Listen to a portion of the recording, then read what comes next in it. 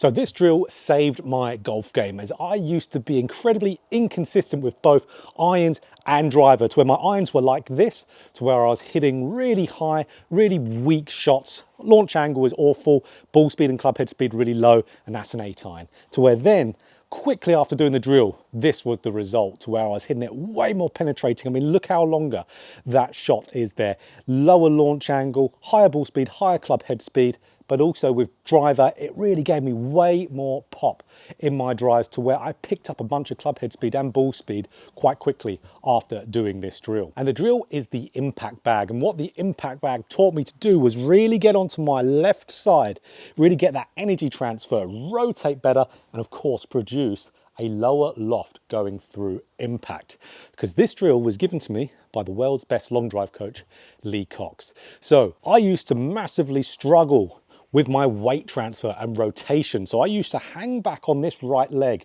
and then ultimately have this unloading of wrist angles, resulting, if I replicate it, in a shot looking like this. So where I could have good intent with good speed, but ultimately I've hit it way too high with the launch angle, and we can also see that the ball speed, club head speed are low, and the distance is quite low as well. So that's where, for me, it's hard for me to get onto my left side because of my cerebral palsy. That affects more my left side than my right. But we still wanted to give it a go to go and get there. And as you can see from my channel, I've got a lot of videos on drills that I've done with my old coach Lee, all to help me get onto this left side. And this one was so pivotal for me, because really I wanted to get on that left side to produce better angles, to hit better compressed shots, lowering that launch angle, as we can see there, heightening that ball speed, heightening that club head speed, and longer shots. So, okay, impact bag. And like I said at the beginning, this helped me with driver too, which we'll get into. So this is going to help so many golfers out there to get the things I like to see in players instinctively. Good compression, good shifting, good rotation, just by hitting this. So impact bag.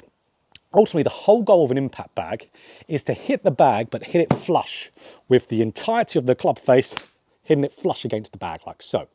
That will give you a very distinct feel. Now, it's quite a loud training aid, that's for certain, but you're going to notice how the body is going to shift. You're going to get tons of shaft lean, and look at here from the down the line view. As you can see, I've had it for quite a while, it's a bit dirty. So you can see, look at that body rotation. So if I'm getting shifting, I'm having that club face presented to this bag flushly, which means it has to be square, and I'm getting good rotation. It's giving me everything I need to be able to produce a very good ball flight. So what we did, we started off doing this with just an 8 iron, just doing half swings, just trying to hit it with making it flush, but not trying to do it just via the hands and arms, not just shoving the hands and arms forward, because that's not really going to produce too much speed. That'll make you tenser and tighter and probably hit the ball shorter. So just getting the body feeling like it's nice and flowing. You're going to feel immediately, even if you just start off with half swings like we did, you're going to feel immediately that weight really wants to get onto that left side, and the chest and hips really want to open up, and that's going to naturally create those good angles. So even just going through there, and even you can see from this slow-mo there, taking the bag away immediately and replicating that same feel. Imagine that bag, front of the bag is the golf ball. Just a little half swing.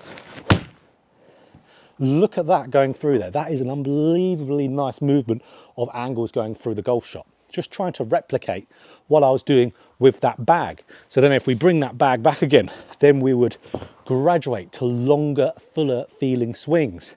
So we're getting up then, boom, and going again, boom. So again, it can be quite loud, as that one really was loud. I won't do too many more then because of the neighbours, but absolutely getting that good feeling. So okay, let's throw that away now. This is real genius of a way of practicing, just because it gets the body movement, gets everything we want, and gets the shaft presented into that golf ball well, and then we just replicate that as well as we can with that golf ball. And that is really, really nice. As we can see there, that is so much better compared to where I used to be, which, like we said, was back here on that right leg, throwing angles, adding loft. Not a good place to be hitting good, nice iron shots. So again, hanging back. Again, I went off that a little bit, so it's going to be a little bit shorter. The intent maybe on that shot wasn't as full, but as you can see, dynamic loft way up there. Let's do one where I'm getting a little bit better of an intent, a little bit faster of a swing with that same technique. Yeah, and as we can see there, it's lofted far too much up. It's gone around almost 150 yards, but when there's more on the table, we absolutely want to get as much as we can. So that, especially being in a windy country like here in Scotland, that is way too high of a launch to hit. So that feeling like I'm smashing into that bag is absolutely brilliant, as we can see that immediately. Awesome. So a good little thing we were doing after hitting a bunch with that bag, of course, we were trying to replicate the feeling, trying to get it into a normal swing. The way that we really found very, very useful, that I still do to this day on the golf course, is we were trying to play a game. I was doing it against Lee, where we were trying to get as low of a launch angle as we humanly possibly could. Because if we're launching that ball really, really low as a drill's sake, hands have to be wheel ahead, we have to be more on that left side, we have to be more rotated. So we were trying to get our 8-iron as low as we could in launch angle. And that was a really good way for me as a chronic back up and throwing of the hands and arms to really get everything de-lofted and really going there. That was a good one. Let me do one more because I feel like I could get a real good distance out of that. So, okay, let's go another one here. Really feeling like I'm launching this as low as possible, which will replicate exactly what I'm doing in that bag. Get me more on that left side, get me more rotated, get me more shaft lean. Launch it as low as you can. So for you without a launch monitor, just really feel like you're trying to start that ball super low from a normal ball position. So, okay, let's do one here. Nice big full turn. Almost feel like Scotty Scheffler.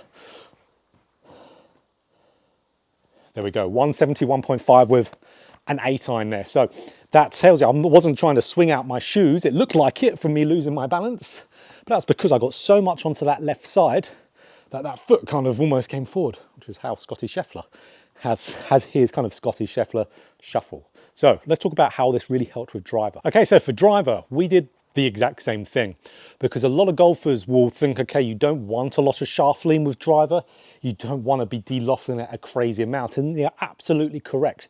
You don't want a ton of shaft lean with driver unless you've got an incredibly high club head speed.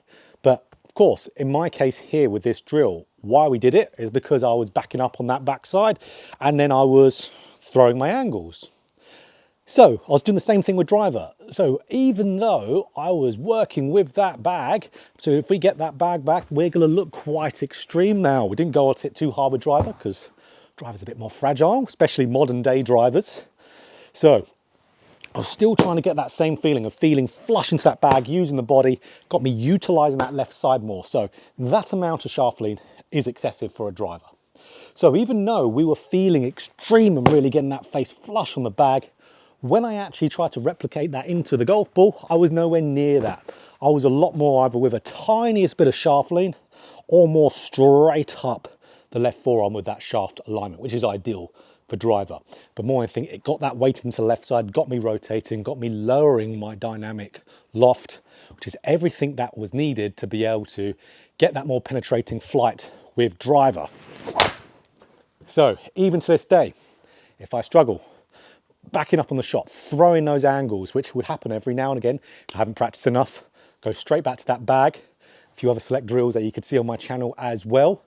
And that helped absolute ton to be able to get that driver into a good spot. So whether your player struggles with rotation, struggles with backing up, struggles with throwing angles, even struggles with low point control, getting good compression, that bag drill is absolutely instrumental for you. It's good in so many different ways. But even for driver of the golf ball, if you hit it too high, too weak, too spinny, it's a great one to do. It's a feel versus an extreme drill, but it's a good one to move the needle. So if you enjoyed this video, click that like button if you want more golf instruction. Just like this, hit the subscribe button, hit that bell button too to be notified every time I put out a video.